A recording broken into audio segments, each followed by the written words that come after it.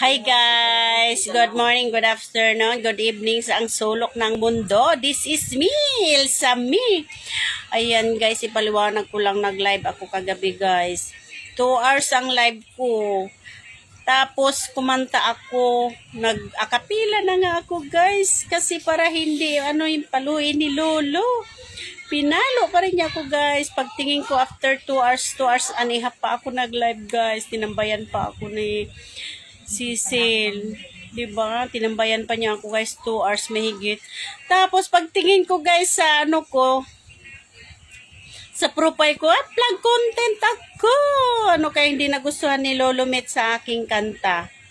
Ano kaya sa tingin nyo? Ang kanta ko si Yoyoy Rebeliami. Yoyoy Beliami, Max Sorban. Alam mo yung kinanta ko, yung mga Bisaya naman sana yun.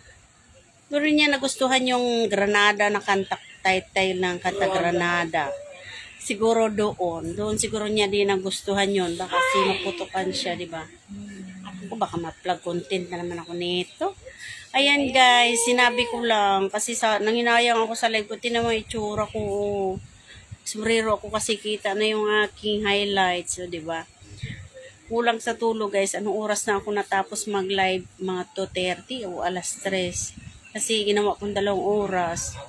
Yung pala, ma-plug content lang ako. Di ba? Pero go, laban lang tayo guys, laban lang. Sa sunod maritisa na lang, wala nang kahit akapela, wala na. 'Di ba? Kasi hindi gusto ni Lolo. Kasi siguro tulog si Lolo noon o gising. Baka ayaw niya, 'di ba? Ganun lang. Thank you for watching guys. This is me, Elsa Me. Bye-bye.